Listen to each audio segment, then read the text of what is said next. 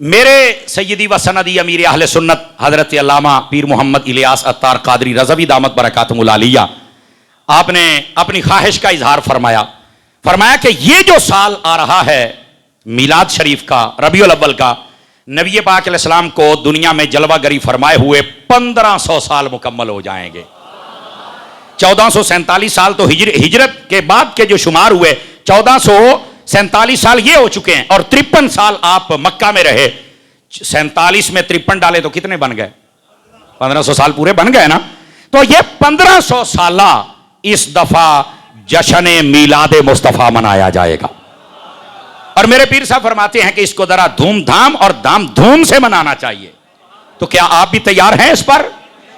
بالکل آپ نے۔ اور میں آپ کو ایک بات بتلا رہا ہوں، یہ ولی کامل کی زبان سے نکلے ہوئے جملے ہیں الحمدللہ۔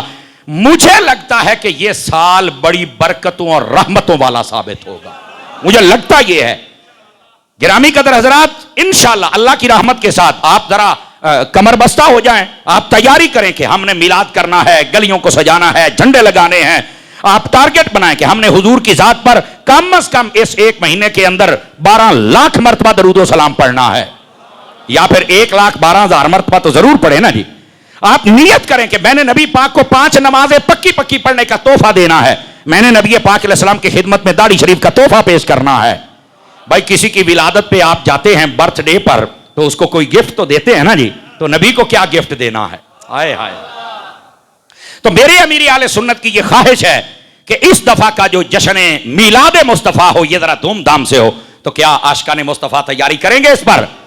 بالکل، ابتدا سے ابھی سے اپنی پلاننگ کر لیں، اپنی حلال کی کمائی میں سے آپ ارادہ کریں کہ میں نے 12 جھنڈے لینے ہیں، 12 لائٹیں کی لڑیاں لینی ہیں، اور میں نے اپنے گھر پہ لگانی ہے، اور اگر کوئی نہیں لے سکتا تو اس کے گھر کے بھی لگا دیں۔ انشاءاللہ نبی پاک کی آمد پر جو خوش ہوتا ہے، سبل الہدیٰ والرشاد کے اندر یہ موجود ہے۔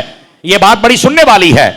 فرمایا کہ نبی پاک صلی اللہ علیہ وسلم کی زیارت ہوئی ایک بزرگ کو خواب کے اندر، تو کہا یا رسول اللہ صلی اللہ علیہ وسلم، یہ جیسے جیسے دن دہاڑے گزر رہے ہیں آپ کی امت بڑا آپ کا میلاد مناتی ہے، خوشیاں مناتی ہے، لنگر پکاتی ہے، جلوس نکالتی ہے، تو یہ اور کام بڑھ رہا ہے، کیا آپ خوش ہوتے ہیں؟ تو میرے نبی نے فرمایا من فرح بنا فرحنا بہی، فرمایا کہ جو ہماری ولادت پہ خوش ہے ہم بھی اسی کے پیدا ہونے پہ خوش ہوتے ہیں۔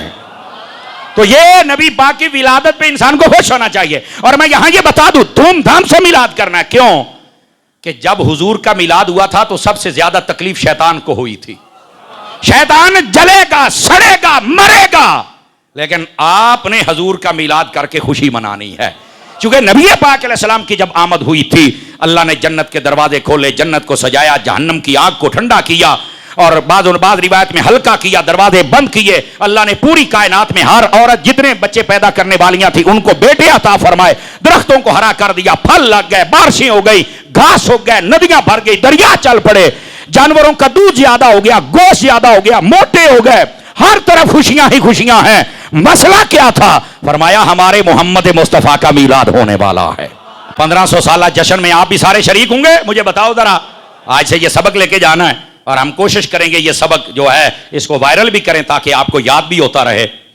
سمجھیں گے نا؟ ضرور آپ نے اپنی خوشی کا اظہار کرنا ہے، اور جو میں نے کہا اس کے مطابق اپنے ٹارگٹ سیٹ کریں، انشاءاللہ مدینہ مدینہ ہو جائے گا۔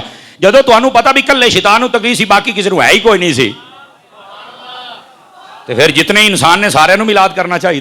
اللہ اللہ تے خیر صلی اللہ ہے۔